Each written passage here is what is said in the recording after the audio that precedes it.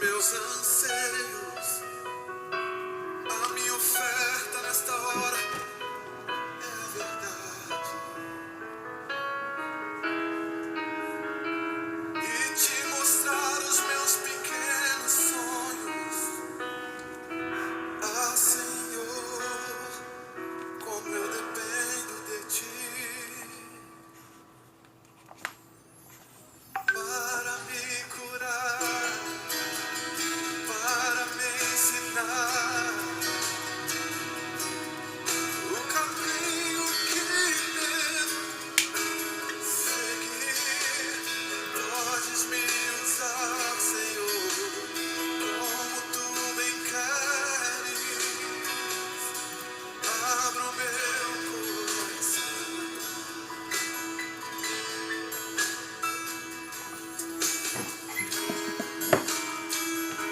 Louvar-te é bem mais do que eu mereço. Adorar-te mais profundo que eu pensei. Servir-te é tudo o que eu espero. O que mais quero é estar mais junto a ti. Derramar perante ti os meus anseios. A minha oferta nesta hora, esta música, Pai. Te mostrar os meus maiores sonhos. Ah, Senhor, como eu dependo de ti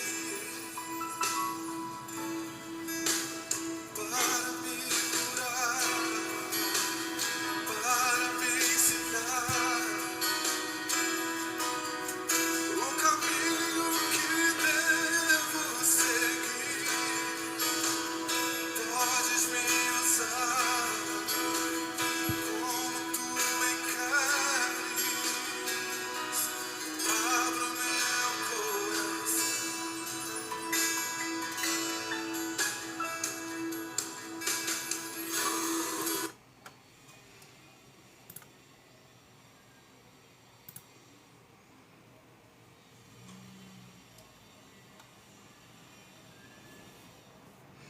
Olá, irmãos, boa noite a todos. Espero que estejam todos bem, né? E com a graça de Deus abundando na vida de vocês, na vida de suas famílias. Esteja tudo bem com cada um de vocês. Quero agradecer aqui imensamente pela homenagem que recebi dos irmãos, pela mão do nosso corpo diaconal, nossos diáconos Antônio Moço e Janderson, diaconisa Noemi e Disse, né? Homenagem pelos Dias dos Pastores, né? Que é comemorada sempre no segundo domingo de junho. E muito grato de coração a Deus pelo privilégio de liderar a igreja dele e também por cuidar da vida dos irmãos. Deus abençoe a todos com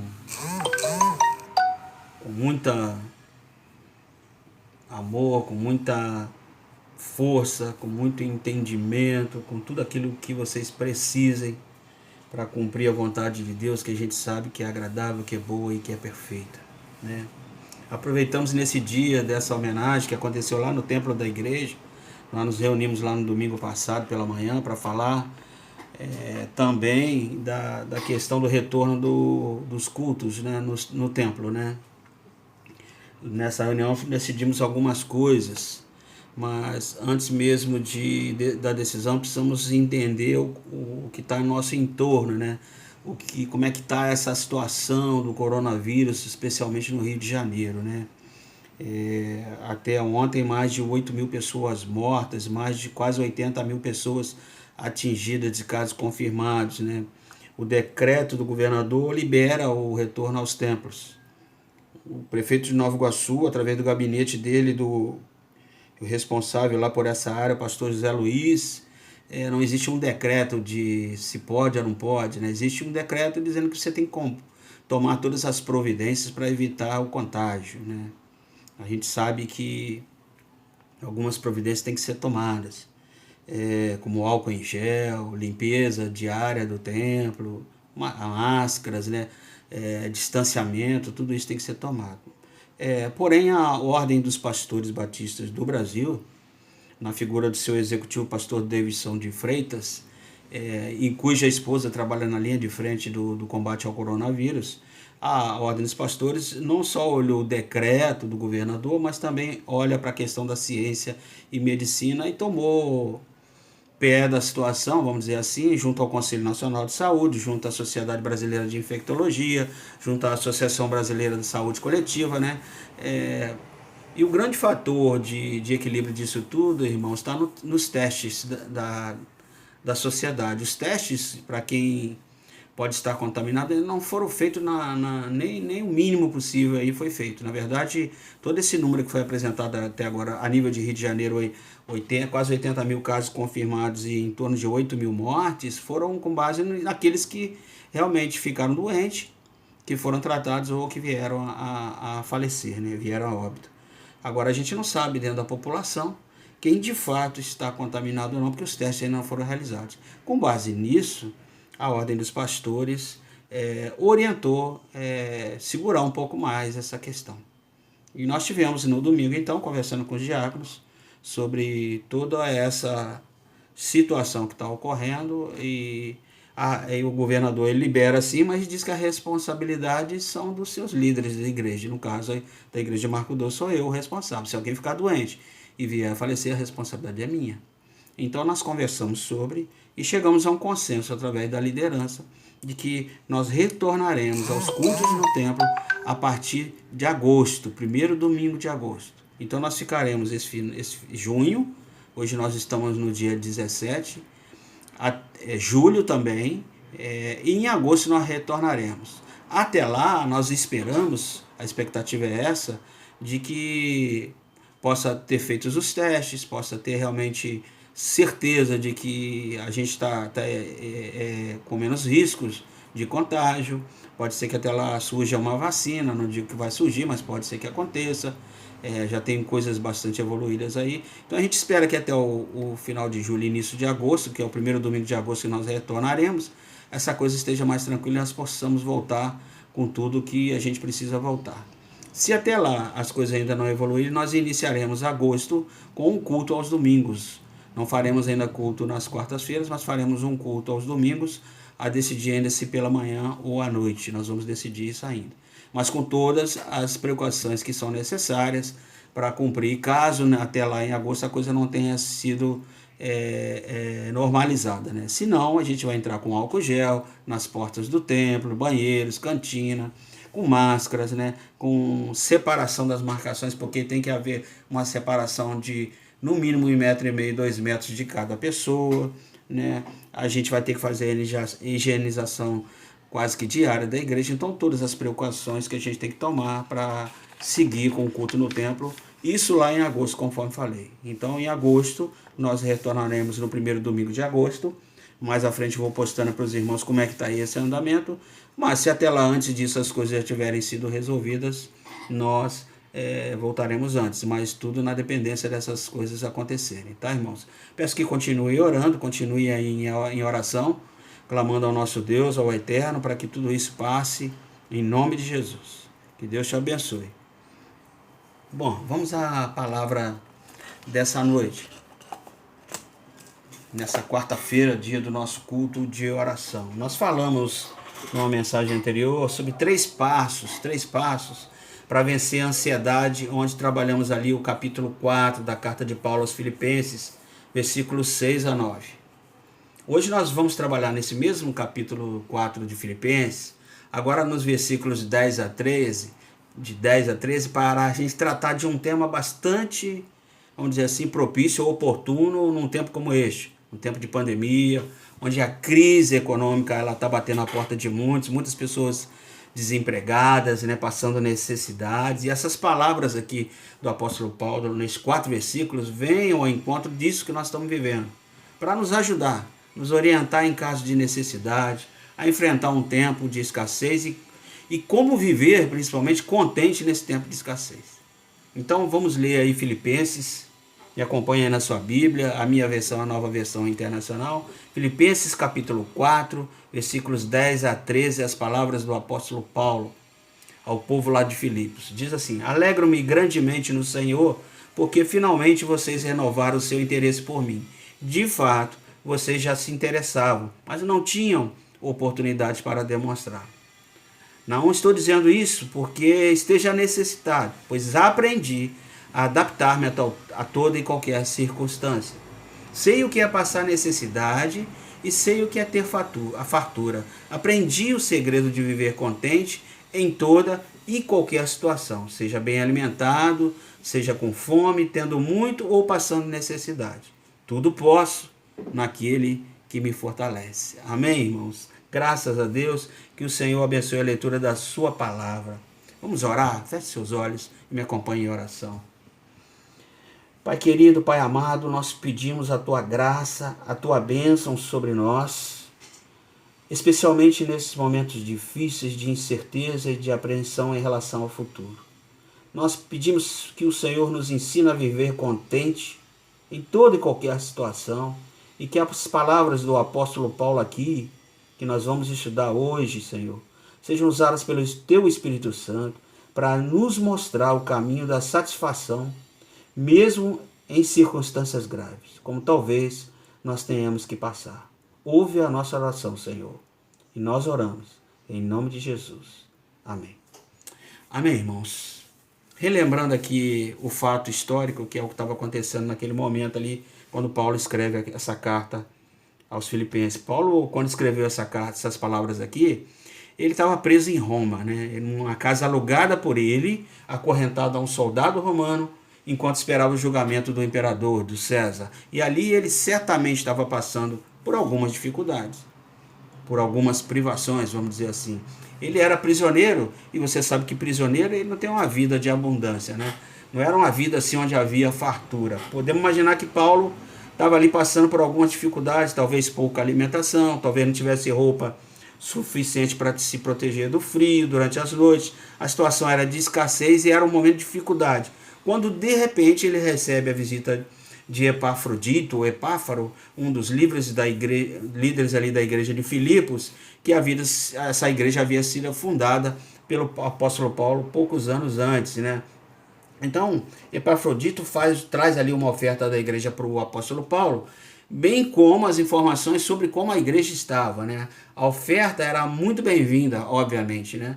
O apóstolo Paulo agora ele poderia se alegrar porque ele poderia comprar a alimentação e aquilo que ele talvez tivesse necessidade naquele tempo ali que ele estava vivendo prisioneiro. Então ele escreve essa carta que ou foi levada por esse camarada aqui, o Epafrodito, de volta, ou por um outro emissário, onde ali, naquela carta, ele agradece a oferta, nesses versículos que nós lemos aqui, né, onde ele dá algumas instruções para a igreja, e aí onde ele aproveita a sua própria experiência que ele está vivendo para encorajar os filipenses a viverem contentes em toda e qualquer situação, né? Os próprios filipenses eles estavam passando dificuldades, e nós imaginamos isso por conta das perseguições que eram tão comuns no século I, né, onde os cristãos às vezes se viam assediados pelos soldados romanos, pelos moradores da cidade, pelos seus vizinhos, e eram lançados fora dos seus empregos, eram desempregados, né, não tinham ganha-pão, e era uma situação complicada e muito difícil para os filipenses também. E o apóstolo Paulo, então, aqui nessa mensagem, nessa passagem da Bíblia, encoraja, então, os moradores de Filipos, né, os filipenses, a viverem contentes em toda e qualquer situação. E eu quero ver com vocês, então, alguns pontos aqui desta passagem que eu espero, né, que sejam úteis para nos ajudar a honrar o nosso Deus, seja qual for a dificuldade pela qual nós viermos a passar. Né? O primeiro ponto é a alegria de Paulo, né? A alegria que ele demonstra com aquela oferta que ele recebe até então. No versículo 10, Paulo vai dizer assim: alegro-me grandemente no Senhor, porque finalmente vocês renovaram o seu interesse por mim. De fato, vocês já se interessavam, mas não tinham oportunidade para demonstrá-lo. Paulo expressa aqui, na verdade, a sua gratidão aos filipenses. Ele diz que se alegrou grandemente, ou seja, uma alegria profunda, e ele se alegrou no Senhor, né? A razão da alegria foi o que ele disse, foi porque ele percebeu que o amor dos filipenses por ele não havia mudado. Provavelmente fazia alguns anos, ou algum tempo desde que Paulo tinha recebido ali a última oferta da igreja de Filipos, que foi uma igreja que sempre ajudou Paulo, né? E agora, com a chegada dessa oferta, neste momento que ele estava passando na prisão, Paulo tem motivos para agradecer e se alegrar no Senhor, porque ele percebeu, e como ele diz aqui, que os filipenses renovaram a seu favor o cuidado que eles, como ele diz aqui, o qual eles já tinham antes, né? Ele está falando aqui, os filipenses, como eu disse, eles sempre tiveram cuidado com Paulo, que era o pai espiritual deles, e o cuidado aqui é o cuidado financeiro que a gente está falando. Mandavam ofertas de alguma forma ajudando Paulo a passar por momentos difíceis que ele tinha enfrentado no seu ministério de pregador, de pastor, de missionário. Então agora o Paulo está feliz porque percebe que a igreja o ama, que a igreja cuida dele. E o Paulo se alegra em Deus por ver o cuidado dos filipenses para com ele, né? E ele, Paulo, como era um cavaleiro que sempre foi, né? Você vê nos textos dele, ele era um gentleman, muito cuidadoso nas palavras. Ele diz aqui, mas eu sei que vocês não tinham oportunidade para demonstrar. Paulo está mais ou menos dizendo assim para os filipenses, passou um tempinho, né, entre as ofertas que vocês enviaram para mim e essa agora, já passou um tempinho. Ele não está dizendo isso diretamente, mas ele diz, mas eu sei por quê, porque faltou oportunidade para vocês fazerem isso. E essa falta de oportunidade que Paulo vai dizer aqui, talvez porque os filipenses não tinham tido recursos financeiros para ajudar o Paulo, ou porque o Paulo também não tinha dado essa oportunidade, né? Porque apóstolo Paulo estava sempre em trânsito, né? Ele estava sempre em viagens. Agora, como ele estava preso em Roma, uma casa, né, alugada por ele, amarrado ali ao soldado romano, talvez essa fosse uma boa ocasião para a igreja de Filipos, então, demonstrar o seu amor. Mas veja aí que no verso 11, Paulo faz uma ressalva, ele diz assim, não estou dizendo isso porque esteja necessitado. Ou seja, isso que ele acabou de dizer, de que ele tinha se alegrado grandemente com a oferta que tinha chegado dos filipenses, a causa daquilo não era o fato de que ele estava vivendo uma situação de pobreza, preso ali naquele lugar. Paulo não estava angustiado, Paulo não estava desesperado, ele não estava se queixando, reclamando, criticando, a ponto de que quando a oferta chegou ele então se sentiu alegre. Não é isso. Paulo já tinha aprendido a ficar alegre e viver contente antes mesmo da oferta dos filipenses chegar. E ele coloca isso aqui em seguida, 3 razões aqui pelas quais ele já tinha vivido a experiência do contentamento. A primeira razão que a gente vê aqui é o que diz aí no texto do versículo 11, que ele diz assim, pois aprendi a adaptar-me a toda e qualquer circunstância. Essa é uma coisa muito importante. Paulo tinha aprendido a viver contente, a ficar satisfeito com o que ele tinha. E isso não foi uma coisa que caiu do céu no coração de Paulo. Na verdade, ele disse aqui que aprendeu, né, a adaptar-se a toda e qualquer circunstância. Isso significa que houve um processo de aprendizado durante sua vida, durante a sua carreira, a carreira de Paulo como pastor, missionário, obreiro, passando por dificuldades, momentos difíceis e às vezes também momentos de glória, em que ele recebia ajuda, em que ele tinha o suficiente. Paulo aprendeu a arte do contentamento, aprendeu a ficar feliz tendo muito ou tendo pouco, passando dificuldade ou tendo mais do que necessário para tocar a sua vida, né? E eu creio que essa é uma das coisas que Deus deseja nos ensinar através dessa crise que está sobre nós e que talvez ainda vá durar algum tempo, trazendo consequências severas para a economia. A gente tem visto nos jornais, por aí, televisão, e que de alguma forma, ou de uma forma ou de outra, vai nos alcançar. No meio de tudo isso, pode ser que nós tenhamos de passar de um estado de ter algumas coisas a reduzir o que nós temos. Temos que viver com bem menos aquilo que nós temos hoje. E algumas pessoas certamente, irmãos, não estou dizendo que vão ser todas, mas talvez algumas pessoas certamente vão passar por alguma privação. O que Deus deseja nos ensinar nisso tudo é que nós aprendamos a viver contente com aquilo que nós temos. Quer nós tenhamos em fartura, quer nós passamos por escassez. O Paulo aprendeu a viver contente em toda e qualquer situação. Quando ele tinha muito, quando ele tinha pouco, ele aprendeu como se alegrar no Senhor, como ficar satisfeito, qualquer que fosse o momento da vida dele. Para Paulo não importava se ele estivesse no monte, ou se ele estivesse no vale. Independente da circunstância que cercavam a vida dele, ele aprendeu a se alegrar sempre no Senhor. E eu tenho certeza que é isso que Deus também deseja nos ensinar, que é viver não reclamando, não criticando, angustiado, em pânico, mas com contentamento no nosso coração. Amém? Mesmo em dias difíceis, a gente ser grato de coração a Deus, porque Ele supre todas as nossas necessidades. E é isso que Deus quer nos ensinar. E essa é a primeira razão que Paulo apresenta aqui, para dizer para os filipenses que não foi por conta da oferta deles, necessariamente que ele tinha se alegrado no Senhor, porque ele já tinha aprendido a viver alegre em qualquer situação. Bom, a segunda razão que Paulo apresenta aqui é que ele aprendeu, como diz aí numa parte do versículo 12, que diz assim: sei o que é passar necessidade e sei o que é ter fartura. Aprendi o segredo de viver contente em toda e qualquer situação. Paulo sabia, irmãos. Ele tinha tomado consciência de como passar pelas diferentes situações da vida dele. Paulo está dizendo: já passei por tudo, por todas as circunstâncias e já tenho experiência, né? Paulo agora se tornou uma pessoa madura, um crente experiente, mas ele teve que passar por tudo e por todas as circunstâncias. Irmãos, eu creio que Deus usa cada circunstância como se fosse assim, nós numa sala de aula para nos ensinar a viver na dependência dele, a vivermos felizes. Se Deus nos dá em abundância, em fartura, ou se Ele então permite que nós tenhamos que passar por dificuldades, Deus usa cada circunstância dessa como se fosse a gente como aluno numa sala de aula, para Ele nos ensinar a arte do contentamento. E aqui o apóstolo Paulo, ele faz 3 contrastes para explicar o que ele está dizendo. Primeiro ele diz que sabe o que é passar necessidade e sabe o que é ter fartura. Depois ele diz: eu aprendi a viver contente em toda e qualquer situação, seja bem alimentado, seja com fome, tendo muito ou passando necessidade. O Paulo está dizendo que em todas as coisas ele tem experiência e aprendeu a viver contente em todas elas. Aqui Paulo, nesses 3 contrastes, em que ele está dizendo basicamente a mesma coisa, ele fala dessas 3 diferentes situações da vida, né, que nós passamos por ela. Né? Ele fala de passar necessidade e ter fartura. Quando falta alguma coisa para a gente, irmãos, a gente se sente humilhado, não é verdade?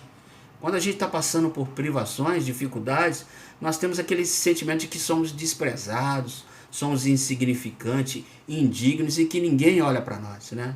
Por outro lado, Paulo também tinha a experiência de ser honrado, de receber oferta, de ser hospedado em boas casas nas cidades que ele chegava. Ele tinha passado por tudo isso, e tudo isso Deus usou para que ele aprendesse a arte do contentamento. A mesma coisa, a fartura e também a fome, né? A abundância e a escassez, né? E eu volto a dizer, Deus com certeza vai usar isso que se avizinha e o que já estamos passando agora como sala de aula para nós, para nos ensinar a enfrentar todas as circunstâncias da vida da maneira correta. E tem aqui também uma terceira razão que Paulo nos ensina aqui nesse texto, que aponta para a força ou origem da capacidade dele de se adaptar e de viver contente em toda e qualquer situação. É o verso 13, que diz aí que nós lemos: tudo posso naquele que me fortalece, né? Esse é o segredo de Paulo, do apóstolo Paulo, porque certamente você deve estar se perguntando aí agora, como é que alguém pode viver um negócio desse, né? Como é que alguém pode experimentar uma situação dessa e ainda ter contentamento e alegria no Senhor, né? Complicado, né? A resposta aqui é que não era do apóstolo Paulo que vinha essa força, irmãos, porque nós somos humanos, a nossa humanidade é frágil, nós não temos muita condição de por nós mesmos resolver isso, mas não era dele que vinha essa força. Essa força era uma força que vinha do Cristo que habitava em Paulo, né? O Cristo que fortalecia o apóstolo Paulo de maneira que ele podia todas essas coisas aqui. Essa expressão tudo que ele fala aqui, nesse versículo, se refere ao que ele disse antes, de aprender e viver contente, alegrar-se grandemente no Senhor e saber estar humilhado. Às vezes as pessoas usam esse versículo aqui, tudo posso naquele que me fortalece, entendendo da seguinte maneira: eu posso fazer tudo, eu posso ter tudo, posso ter um carro do ano, posso ter um apartamento novo, uma casa nova, posso obter tudo que eu quero através de Deus, que Ele me fortalece. O tudo aqui tem que ser entendido à luz do contexto, que significa viver uma vida alegre e contente e se adaptar as circunstâncias de acordo com a providência de Deus na nossa vida. E tudo isso só é possível através do poder que se manifesta de Cristo, do Cristo que habita em nós, que habita em mim, que habita em você. Amém, meus queridos? Então, irmãos, para concluir a mensagem dessa noite, que fica para nós nessa noite aqui, é que Deus deseja que a gente aprenda a viver contente em toda e qualquer situação. E Ele vai usar os sofrimentos que certamente estão vindo e virão sobre nós para nos ensinar isso. Amém? Portanto, nós já devemos aprender e nos preparar. Nosso contentamento vem do Cristo que habita em nós. Ele que nos fortalece e é nele que nós vamos encontrar alegria, descanso, tranquilidade para a nossa alma. Amém, querido? Se você entende isso, peça a Deus que lhe fortaleça no seu entendimento e no seu coração. Peça a Ele que lhe dê a capacidade de você viver contente em toda e qualquer situação, se alegrando grandemente no Senhor, mesmo em meio a dias sombrios, mesmo em dias de dificuldades, mesmo em dias de angústia, para quando chegar esses dias na sua vida, você possa estar sereno, possa estar tranquilo, porque você aprendeu a esperar em Deus e aprendeu a descansar nas promessas de Deus. E, portanto, você deve estar satisfeito em toda e qualquer situação.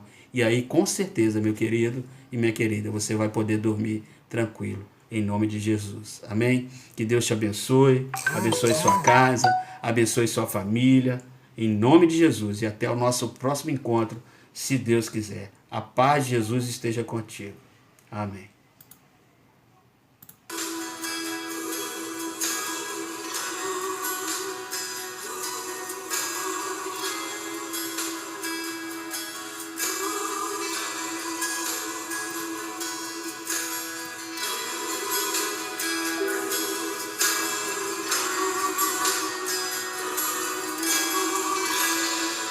Meu coração é todo teu, Senhor.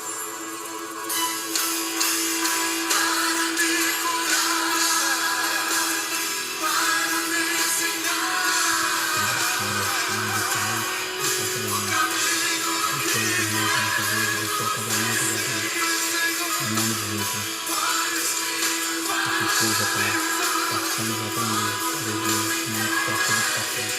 Não existe pecado, só nós está certo. Em nome de Jesus. Em nome de Jesus.